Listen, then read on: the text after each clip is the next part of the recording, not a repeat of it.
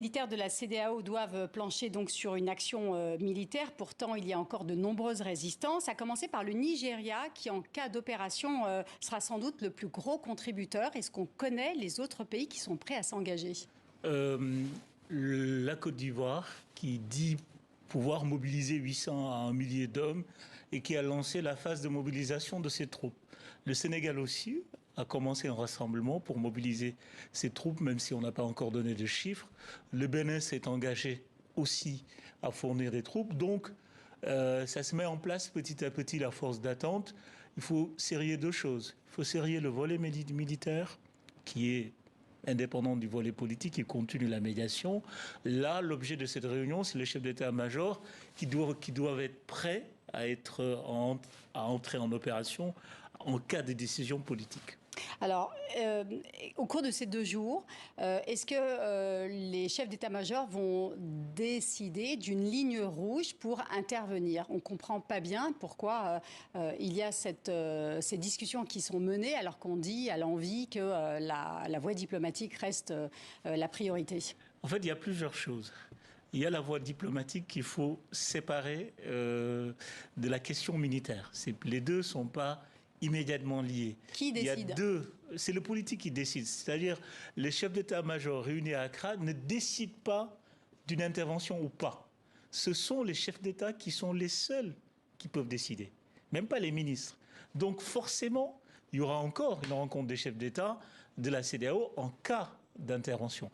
Donc ces deux niveaux, par contre, les chefs d'État ont missionné les chefs des armées pour leur proposer une opération militaire prête en cas de décision politique. Donc ici, il s'agit quoi? Il s'agit de l'opérationnalité de l'intervention militaire qui va faire quoi? Quel type d'opération, sur quel type d'endroit, quelle base, par exemple, de départ des unités. Est-ce que ça va être le nord du Bénin? Est-ce que ça va être le Nigeria?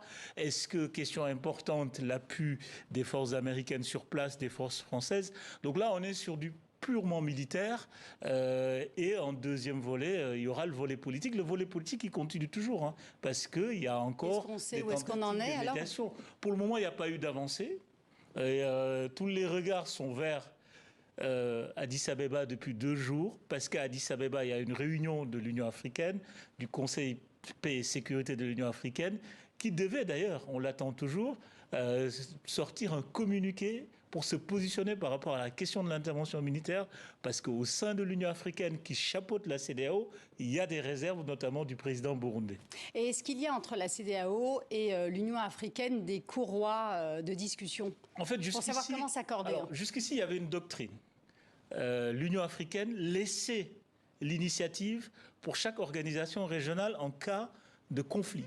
Alors, en principe, jusqu'à présent, ce que dit l'Union africaine, c'est qu'on s'allie et on soutient systématiquement les positions de la CEDEAO. Maintenant, il y a eu un problème. Le problème, c'est que le président burundais qui préside le Conseil paix et sécurité a participé au sommet des chefs d'État d'Abuja, le dernier. Il était un invité exceptionnel parce que le Burundi n'est pas membre de la CEDEAO.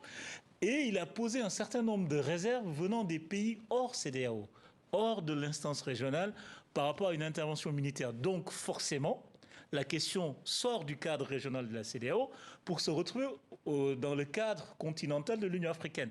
Problème dans ce cadre. Le problème, c'est plusieurs pays déjà, l'Algérie, le Tchad,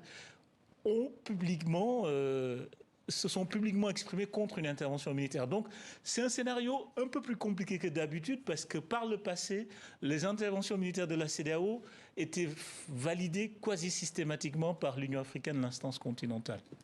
Merci Ousmane Diaye pour cet éclairage.